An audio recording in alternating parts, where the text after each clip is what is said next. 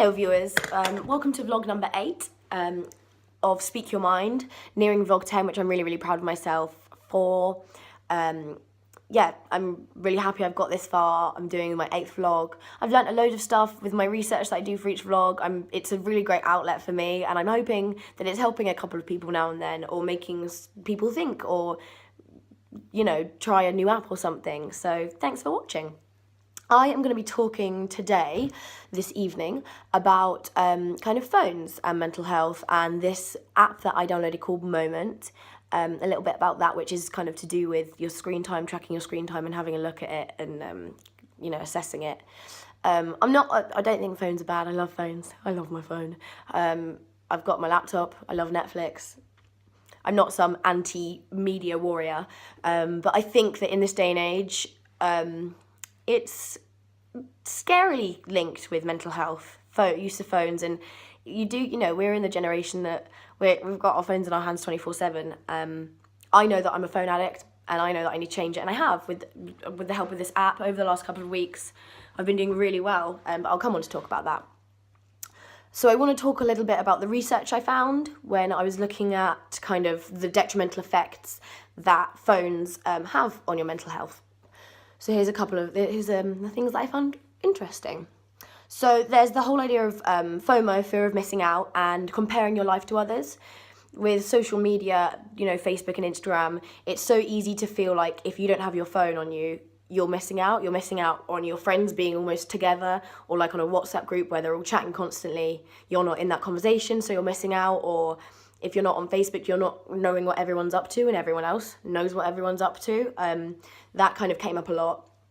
And comparing your life to other people's, we've all done it. You're scrolling through Facebook and, you know, that person's life looks so amazing and they're always traveling or they're always out doing fun things. And why aren't I? Do I not have friends? Like, do I not have enough friends to go out and do fun stuff? Or am I not making enough money to be doing these fun adventures? But, you know, deep down, I think we all know that that's not that person's entire life. That's the highlights and very exciting bits with a beautiful filter put on. But it is really easy to compare and put your life down or feel like your life's not good enough, which is that's not going to be a good effect on your mental health at all. Yeah, there was a study that showed they asked people to kind of rate and how much they use their phone in a day, and then rate how much, you know, where their mental health is, where they feel their mental health is. And the people that used their phones more, or their laptops more, tablets more, tended to be higher on the level of anxiety and depression. So it kind of went hand in hand. The more they seemed to use their phones and social media, the more anxious and depressed they tended to feel. And this is because of things like it interferes with your, you know, other activities. It disrupts social activities. It's so easy to, you know, sit on your phone inside or watch a film or sit on your tablet instead of going out for a coffee with a friend or going out for a run or a walk. It's so much easier. I'm the same, you know, like today I had to physically put my phone down and make myself go out for a run, because otherwise I would have sat playing this game called Keeper all day. Not just that, but, you know, we tend to choose phones over books nowadays, or phones over playing a game with your friend or family. It interferes with it. Yeah, I read this really interesting article about how using your phone becomes a coping mechanism instead of facing emotions. And it kind of showed the pros and cons, that a phone can be a really good, you know, distraction. If you're feeling anxious or something or lonely, it can be a really good distraction. But that can turn into a really vicious cycle. So instead of facing your emotions, you constantly pick up your phone instead to push down the emotions, which can get really, you know, that can have a detrimental effect on your mental health if you're not facing your emotions, constantly pushing them down. If you have mental health issues, you probably know that's one of the big triggers, is not talking about your emotions or even thinking about them or facing them head on. It's just pushing them down. And it was found that phones are used to do that. For boredom, you pick up your phone if you're bored. You know, you pick that up instead of thinking about why you're bored and what else you can do. Yeah, so what I was just saying, escaping boredom. It works, but it encourages feelings of dissociation and disengagement. So turning to your phone instead of turning to your friends, instead of calling someone and having a conversation or going to meet someone for a coffee, instead of going and doing some exercise, walking, you know, somewhere you've never walked, it's so easy to turn to your phone for boredom instead. And that's kind of what I'll talk about, is the app Moment. Kind of, that's what it does. It talks about becoming bored and learning to deal with boredom a different way instead of just turning to your phone. This one I found really interesting, your phone and sleep disturbances. So your phone essentially emits a blue light, which kind of your brain interprets as daylight, and it suppresses, I've written it down, melatonin, which usually it suppresses melatonin in the body, which usually increases when you're kind of getting tired and preparing for bed. So using your phone more, especially in the evenings, is going to suppress that, leaving you feeling more awake. If you pick up your phone in the middle of the night, your phone kind of associates it with being daytime, and you're going to find it harder to get back to sleep. I thought that was really, really interesting, because I'm a sucker for it. I keep my phone next to my bed, and so I'm going to start trying to do that less because of that little fact I found out. And obviously, as we all know, or may not know,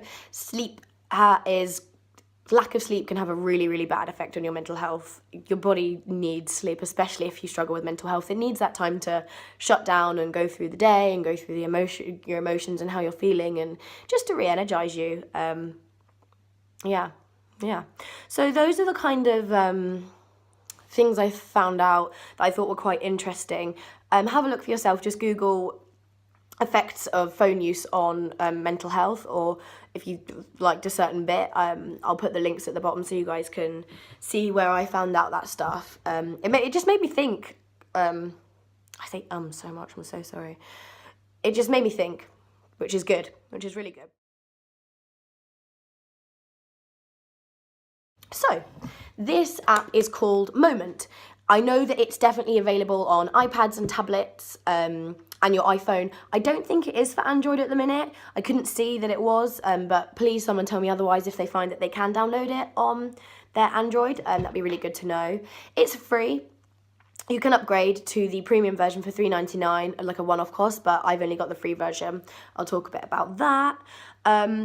So I'm going to talk about the pros and cons, because I don't think this is an amazing app. I think it's really good, but I think there are some pros and cons to it, so I want to talk about that a little bit.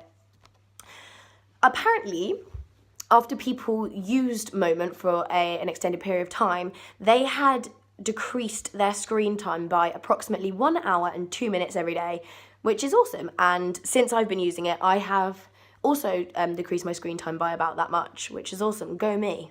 Oh, yeah. Essentially what it does, it's this app that tracks your screen time. It tracks every time you pick up your phone, it tracks what exactly you're opening, so what apps you're using and for how long. It gives you like your timeline, so at the end of the day, you can look back and say you picked up at 7:26 p.m. a.m. When you woke up, you used your phone for 4 minutes, and then you put it down for an hour, then you picked it up for 8 minutes. You know, it kind of shows you in a timeline view exactly when you picked up and how long you used your phone for. It shows what apps you use. So you take like a screenshot of your battery every day, and it puts together like the percentage of how long you used that app for, which was really surprising to me. Facebook is my kryptonite. I used that for like hours when I first used it. It's embarrassing how much I used it, and I know it's just scrolling through dog memes, but that doesn't make it okay. So it has it has this coach. I think the way that this was started was I'll read what it says. But it kind of has there's a book to do with it called Bored and Brilliant, and it seems that, I don't know if it's the creator of the app that wrote Bored and Brilliant. I'm not sure, but I'll just read this to you. You might remember back in 2015, the Note to Self podcast and Moment partnered up to bring back boredom in the best way possible. The goal was to stop distracting yourself with your tablet and let your brain idle. It turns out that this idling is when you do your best thinking and creative work. So they've essentially put this book into an app, and it kind of teaches you to learn to love boredom again and to not turn to your phone when you get bored, and enjoy boredom and use it to be creative or to do something new or meet friends, yada, yada, yada. So it's called Coach, that bit. And There's different courses. I've only done the free one and I really enjoyed it. It's called Bored and Brilliant. It's a 7-day kind of coach. So, sorry about that. The 7 days kind of tasks are: observe yourself, keep your devices out of reach, photo-free day, delete that app, take a vacation, observe something else, and get bored and brilliant. So it kind of starts small and gets bigger and bigger. I really liked keep your devices out of reach. So you put a 20-minute or 3-hour or however long you want, sort of, not timer, but you just know when you're going to do it, and you keep your phone completely out of reach for that amount of time, or your tablet, depending on what you use. I really enjoyed that one. I did it I set myself half an hour, not 2, and I was enjoying it so much, I cleaned the flat and I made some lunch and stuff, but I didn't use it for an hour and 15 minutes, which I thought was really cool. Delete that app.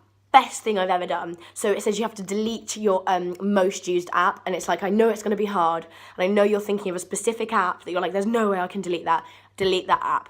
I deleted Facebook because obviously, like I said, I was using it so much, and it's the best thing I've ever done with my phone. I do not use my phone nearly as much. I don't feel bad about it.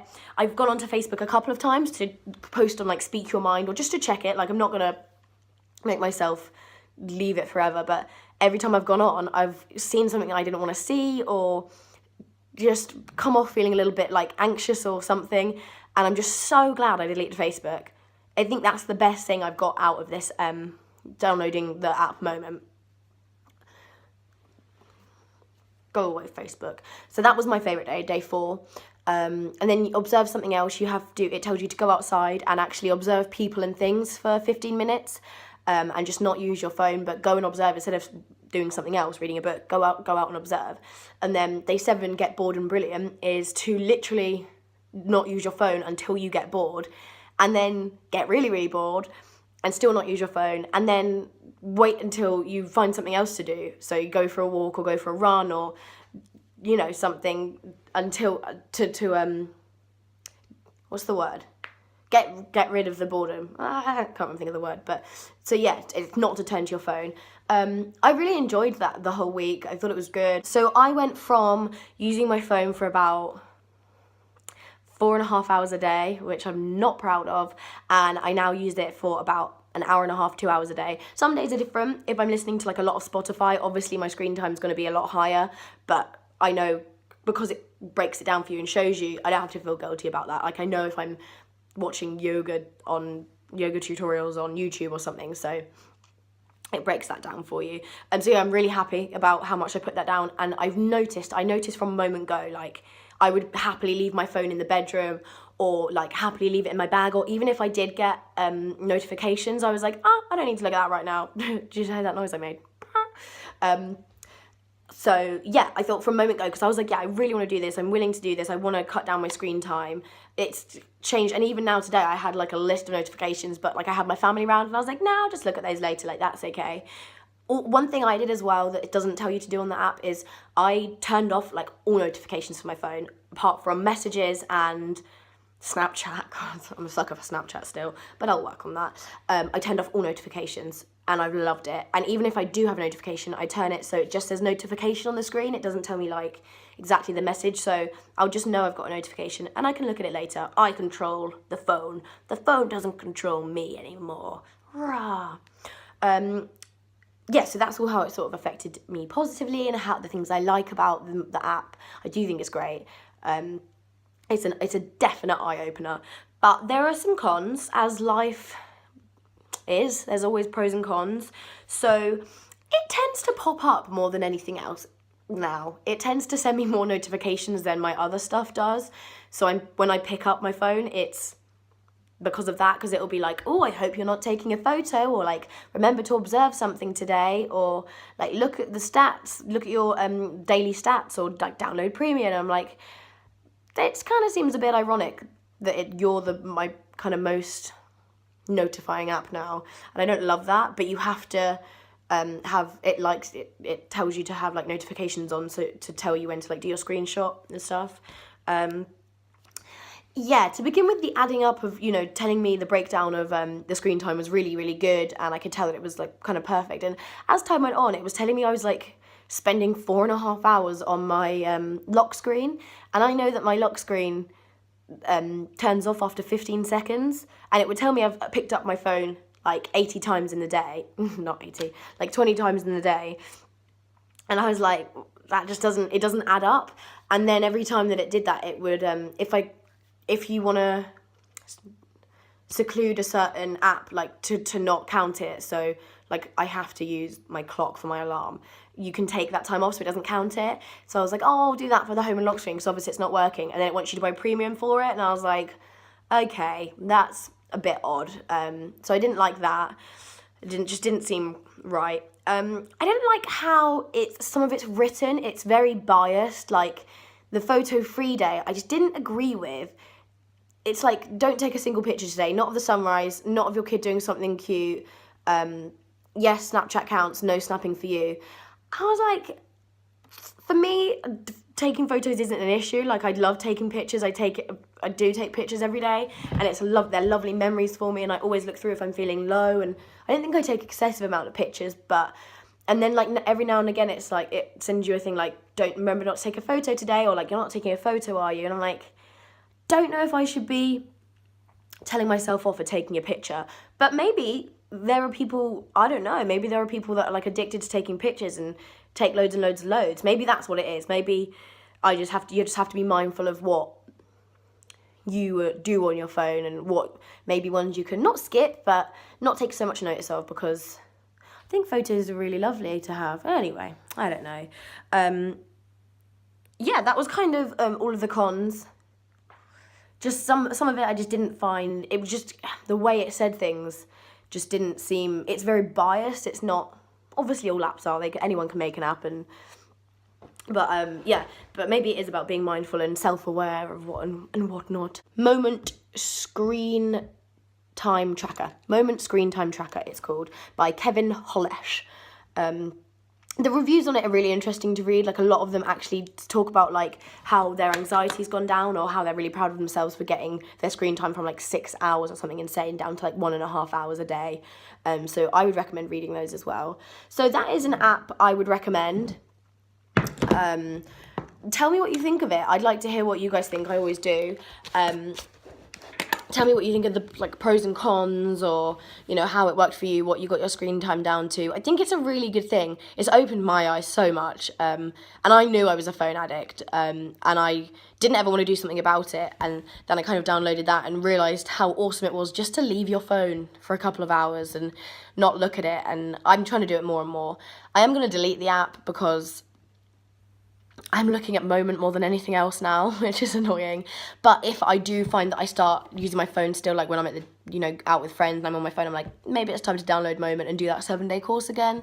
Hope you guys found this interesting, or, a little bit of an eye-opener, or made you think. Thank you again for watching, and I will see you in vlog 9.